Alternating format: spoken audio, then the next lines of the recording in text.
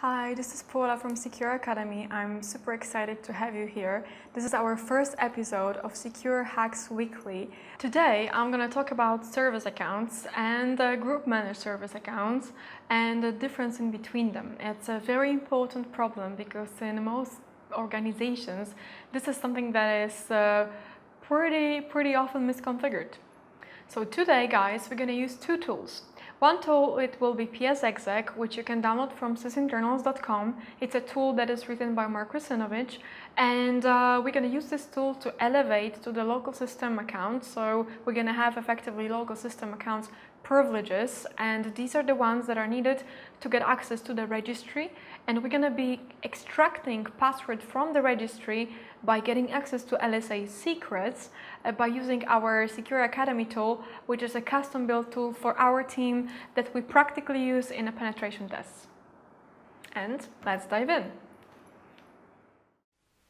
Okay, so what you see right now is the screen that I'm sharing, and we can see over here Paula service. This particular service represents the situation seen in many companies where the services are misconfigured. This one is actually running on the dedicated account. In this case, it's a Freddy Krueger, but of course it can be anything. Yes, it can be SVC underscore something. But what is the problem here is that probably the password for that account never expires. Probably the password is also used within the different service accounts. Probably password is simple, and if it's not simple, then for sure password is stored in a registry, because this is how logon as a service works. So my goal for today is to show you how to get this password out of a registry and how to use a mitigation for that, which is called group managed service account. Not to really mention over here what can else be wrong with this particular service and service account, but quite often what we see are wrongly configured SPNs, so service principal names, but this is, I guess, the subject for another time. So let's have a look what we can do in the registry in order to get the password of that service account. So I got here console running as administrator. I will do regedit, and I got a security hive that I need to get access to. Well, as you see, I cannot get access to it because even permission says that system has a full control, but administrators, they don't even have a read access. Okay, so what we should do is to elevate to local system, and for that we're going to use a tool that is called PSExec, which you can download from sysinternals.com. It's a tool written by Mark Rusinovich. You can find the link to this tool in the blog post below, and we will use it with the following parameters: -s, -i, -d, cmd.exe. These parameters stand for -s to run it as a local system, -i to make it interactive because we are running this as a service, -d to run it in a separate window, and we've got it cmd.exe as a process to start. Okay, so who am I? And as you see, we are anti-authority system. Okay, this is all good. By the way, I have to mention that by default this console is not red. I made it red to differentiate in between what is running as a local system and what is running as an admin. This is how I usually work. It's very convenient since the titles of the consoles are exactly the same. So this is how I'm able to quickly see. Okay, but in order to get the password for that service account, we will use the tool that our team wrote. So it's a CQ tool. It's a part of the CQ tools series.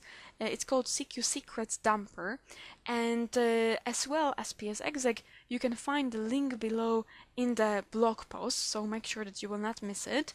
And I'm going to use it today for the service account, so I will use the parameter service, and I will specify the name of the service, which is PJ service. Yes, this is how the service is visible in the registry. So let's have a look. And as you see, this is the password that we got right now in a clear text. So this is exactly the password for the Freddy account over here. Now, question is, how can we mitigate this? Well, answer to that question is quite simple. For that purpose, we will use the group managed service accounts that can be running within the company, within the domain, where you've got, of course, the domain updated, so the schema updated to Windows Server 2012, at least this, and additionally, from the functional level perspective, it needs to be at least 2003, but it's better when it's 2008, for example, R2, because then you don't have to register manually SPNs that I've mentioned before.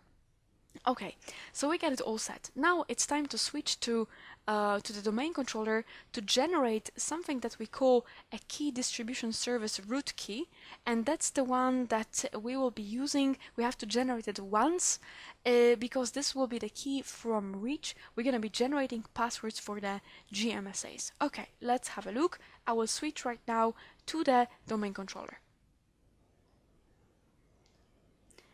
So we are on the domain controller machine right now, and in order to generate the KDS root key, there is a command, of course, for that, and that is the add KDS root key, and there is a parameter which is called effective immediately. This is a quite interesting parameter because, well, it indicates that things can happen immediately, but not really. Things will happen, so the key will be generated in 10 hours. Well, it's effective in 10 hours. So that means that you have to wait 10 hours. Or we can use a little trick as well for our test environment, where we will specify that effective time will be 10 hours ago. Of course, this effective immediately, you can run it overnight, yes, and wait, come in the morning, and then things will happen. This is what we run within the production environment, but within our lab environment, we can run it with the effective time. As you see, we are specifying get date at hours minus 10, yes, to indicate that this is effective 10 hours ago. That's quite funny because it's, as we mentioned, a little bit of a cheating here, but it's good for the lab environment if you want to play with the gMSAs, if you want to start using them now. Okay, so we are ready to go. Now it's time to switch back to the server. Let's do it.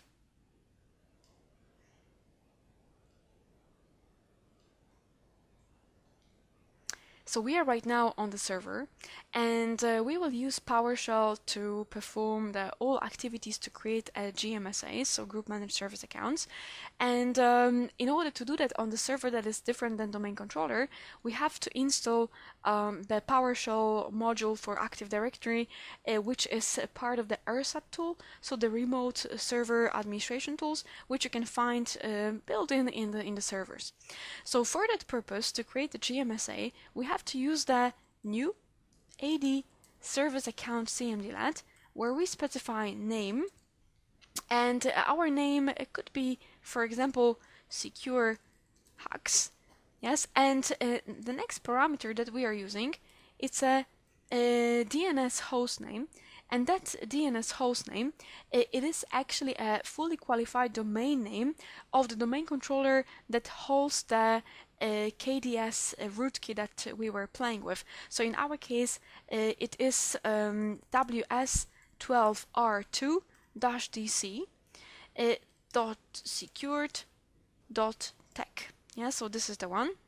And right now we need to specify quite interesting parameter, which is principals allowed to retrieve managed passwords when managed password, and that's the parameter that allows you to specify either a group of the servers that you're going to be running this particular gMSA on, or you can specify the particular, for example, hostname. So in our case, we can verify what's this, and that's the hostname.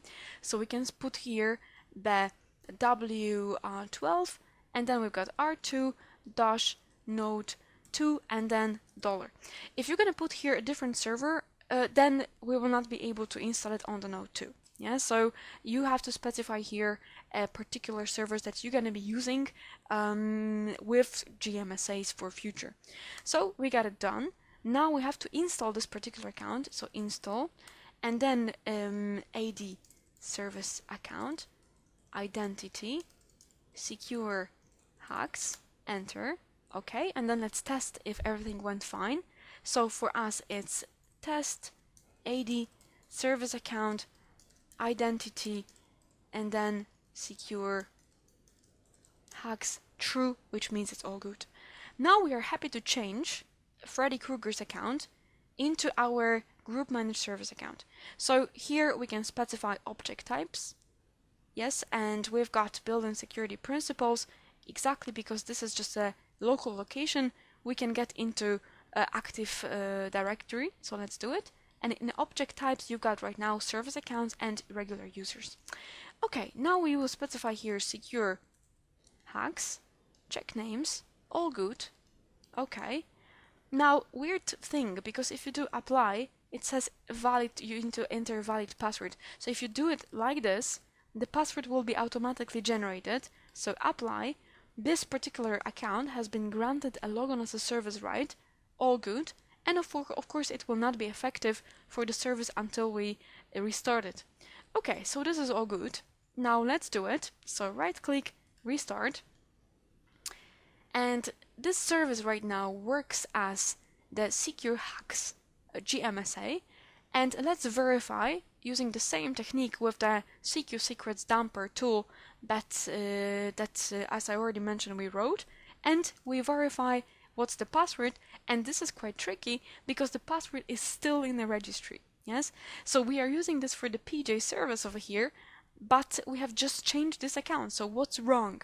Well, sometimes it happens like this. So if you're gonna be in this situation, don't forget to go to Rec Edit and go to Policy and then Secrets, and then you can delete a secrets for the PJ service because it's no longer used, because we are right now using the gMSA service. So you can just do it like this, so delete it, and effectively we are all on the save page, and the secret, the password, it's no longer in the registry. Okay guys, hopefully you like it. If you like it, don't forget to join us on social media like Facebook, Twitter, Telegram, YouTube, or all of them. And I'm looking forward to the next episode. See you there.